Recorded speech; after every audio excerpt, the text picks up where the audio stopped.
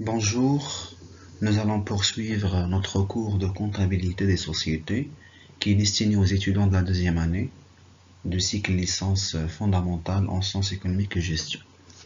Donc toujours avec le deuxième chapitre qui discute de l'imposition et de l'affectation de résultats, notamment lorsqu'il s'agit de pertes. En effet, les pertes réalisées au cours d'un exercice comptable peuvent être imputées soit sur des sommes inscrites précédemment en réserve, notamment les réserves facultatives ou les réserves statutaires, soit tout simplement reportées dans le cas du report à nouveau pour être imputées sur les bénéfices futurs. À défaut, les pertes peuvent être imputées sur le capital social, et là on distingue la question de la réduction du capital de manière à faire face à une éventuelle perte réalisée sur un exercice. Et enfin, dans certains cas, les pertes peuvent aussi être imputées directement au compte des associés. C'est ce qu'on va essayer un peu de discuter tout au long de ce chapitre. D'ailleurs, j'ai remarqué que rares sont les ouvrages ou les cours de comptabilité des sociétés qui traitent la question de l'imputation des pertes et de son traitement comptable.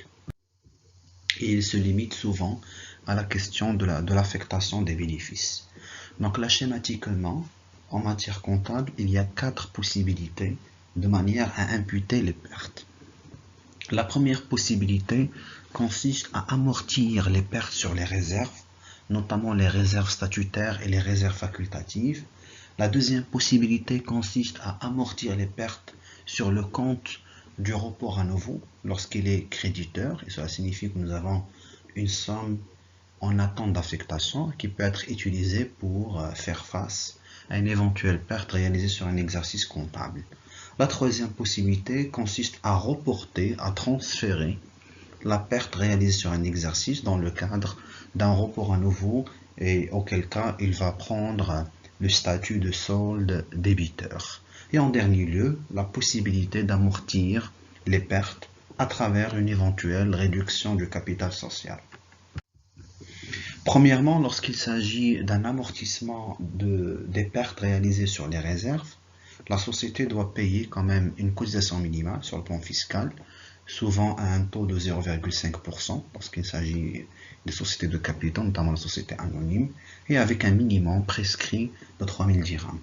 Bien sûr, le taux d'imposition et le minimum à payer au titre de cotisation minimale varient annuellement en fonction des différentes modifications apportées par la loi des finances, et c'est pour cela que vous aurez en troisième année tout un cours spécialisé en fiscalité de manière à comprendre le cheminement de l'enregistrement fiscal en cas de perte pour déterminer l'assiette et la base imposable de la cotisation minimale. Généralement, c'est le chiffre d'affaires et l'ensemble des produits avec les subventions réalisées auxquelles on multiplie un taux de 0,5% avec un minimum de contribution fiscale au titre de 3000 dirhams.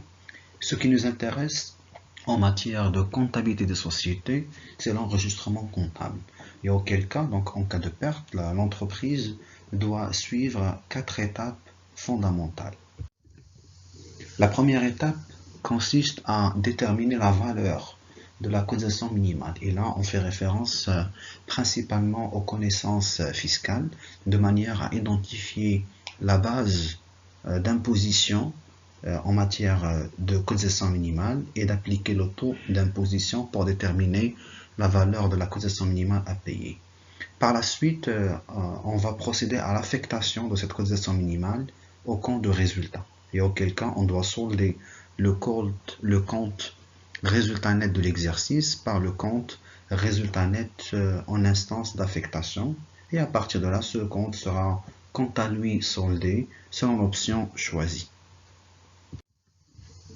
En cas de constatation de la cotisation minimale, donc une fois on a déterminé la base imposable et on a déterminé la valeur qu'on doit payer en matière de imposition minimale annuelle des sociétés, en matière d'enregistrement comptable, on va débiter le compte 6705, imposition minimale annuelle des sociétés, et on crédite le compte 4453, état impôt sur les résultats. Deuxième écriture, c'est l'affectation de cette cotisation minimale au compte de résultat, et auquel cas on solde le compte 6705 et on l'affecte à un résultat assimilé, donc résultat net de l'exercice, solde débiteur.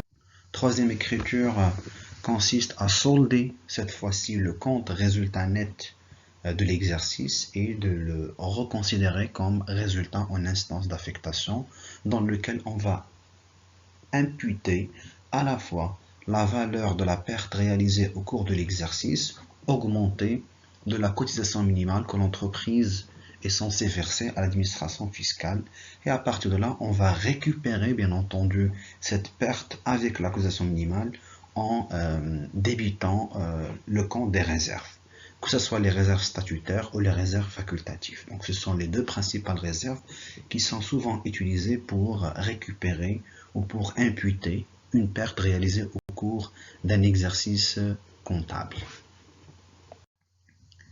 La deuxième possibilité consiste à amortir les pertes sur le compte report à nouveau solde créditeur.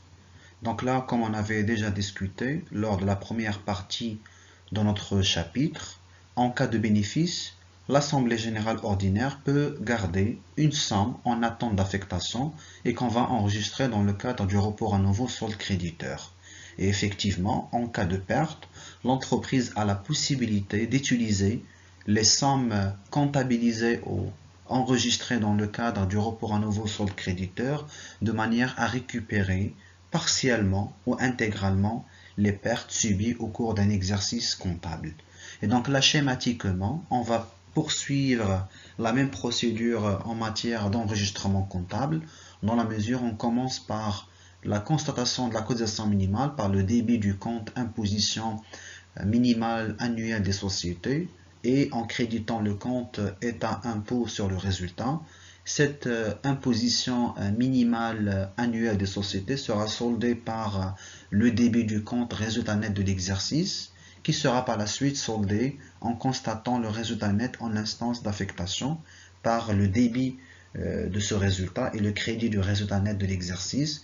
Et en dernier lieu, on constate l'écriture que vous voyez sur le diaporama et qui consiste à créditer le compte 11,89, résultat net en instance d'affectation, qui contient à la fois la valeur de la perte subie au cours de l'exercice augmentée par la valeur de la cotisation minimale. Et en contrepartie, on va débiter le report à nouveau solde créditeur qui matérialise bien entendu la récupération ou l'amortissement de la perte sur celui-ci. Troisième possibilité, c'est le fait de reporter la perte au compte report à nouveau solde débiteur. Là, il s'agit tout simplement de transférer la perte réalisée au cours de cet exercice à l'exercice suivant en constatant bien entendu le report à nouveau solde débiteur qui sera bien entendu utilisé pour reconsidérer la perte ultérieurement. Et à partir de là, on va suivre le même cheminement comptable en matière d'enregistrement comptable. Et vers la fin, on remplace bien entendu le report à nouveau solde créditeur par le report à nouveau solde débiteur qui matérialise systématiquement une perte antérieure qui va être utilisée par la suite pour la récupérer en cas de bénéfice éventuel. Et enfin, donc, les pertes peuvent être aussi amorties à travers la constatation d'une réduction du capital social. Donc les pertes accumulées ou reportées au report à nouveau solde débiteur peuvent être compensées par une réduction du capital social. Une telle décision incombe à l'Assemblée générale extraordinaire, puisqu'il s'agit d'une décision qui n'est pas facile à prendre, dans la mesure où il va modifier éventuellement la structure d'actionnariat ou tout simplement il peut même réduire la valeur de l'action détenue par les actionnaires et c'est pour cela qu'une telle décision doit être prise dans le cadre d'une assemblée générale extraordinaire. Bien entendu, cette décision doit être communiquée au commissaire aux comptes 45 jours au moins avant la tenue de la réunion de l'assemblée et à partir de là, l'assemblée générale extraordinaire va statuer sur la base des rapports ou du rapport des commissaires aux comptes qui font connaître leur appréciation sur les causes et les conditions d'une telle réduction. De telles considérations sont stipulées par l'article 211 de la loi sur la société anonyme que je vous invite à consulter.